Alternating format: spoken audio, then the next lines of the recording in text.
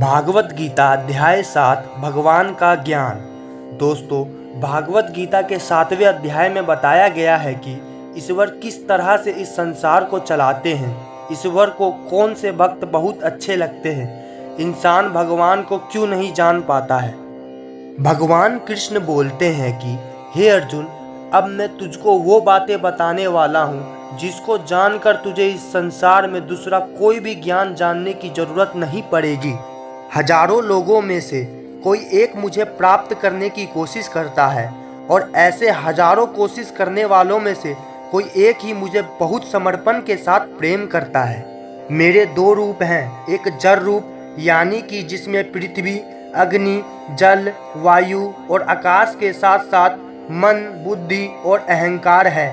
वहीं दूसरा चेतन रूप जिसमें सृष्टि का चक्र है, समय को भी मैं ही चलाता हूँ। जल, सूरज, चंद्रमा, ओमकार में भी मैं ही हूँ। पृथ्वी की सभी पवित्र गंध, अग्नि और बुद्धिजीवियों का तेज, तपस्वियों का तप, धर्मों का पवित्र कर्म, बलवानों का बल और अलग अलग समय कालों का बीज भी मैं ही हूँ। इस संसार के लोग सांसारिक गुणों के गुलाम हैं, इसलिए मुझे नहीं जान पाते और वास्तव में तो ये सांसारिक गुण भी मेरी ही माया है।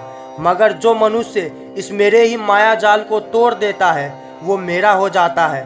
माया जाल में फंसे मूर्ख लोग मेरी शरण में नहीं आ पाते हैं। कोई भी भक्त मेरी चार तरह से पूजा करता है, कोई प्राप्ति चाहने वाला, कोई दुख के संकट में याद करने वाला, मुझे जानने की इच्छा रखने वाला या फिर मुझे पहले से ही जानने वाला। लेकिन इनमें से मुझे अत्यंत प्रेम करने वाला ज्ञानी मुझे बहुत पसंद है। ये चारों ही तरह के भक्त दयावान होते हैं, लेकिन ज्ञानी पुरुष तो मानो जैसे मेरा ही रूप हो। और ज्ञानियों में भी जो व्यक्ति मुझे बहुत सारे जन्मों से मुझे मानता आया है, वो मृत्यु के पश्चात मुझ में ही समा जाता है। जो लोग किसी इच्छा पूर्ति के लिए अगर किसी देवता की भक्ति करते हैं तो मैं उन भक्तों की आस्था उन्हीं देवताओं में स्थिर कर देता हूँ और वो भक्त उन्हीं देवता को प्राप्त हो जाते हैं। लेकिन यह फल ज़्यादा समय तक नहीं चलता और अगर कोई भक्त किसी भी प्रकार से मेरी ही पूजा करता है तो उसे मैं अपना ही बना लेता हूँ। जो मूर्ख मुझे जन्म लेने वाला और मरने वाला मानते हैं वो मुझे प्राप्त नहीं कर पाते। मैं भूतकाल, वर्तमान और भविष्य को पूरा जानता हूँ, जबकि श्रद्धा रहित लोग मुझे भी नहीं जान पाते।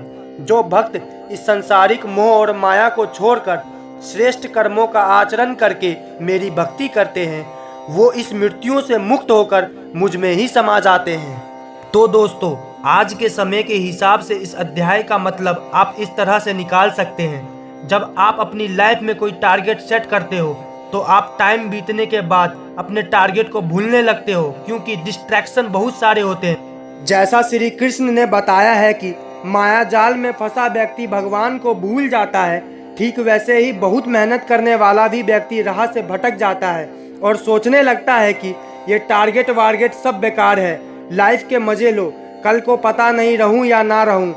और इस तरह के लोगों को गीता में मूर्ख कहा गया है, जो इतना भी नहीं जानते हैं कि ये डिस्ट्रैक्शन तो खुद मेहनत करने वालों को आजमाते हैं कि ये इंसान उसमें उलझ कर रह जाएगा या इसको पार कर जाएगा।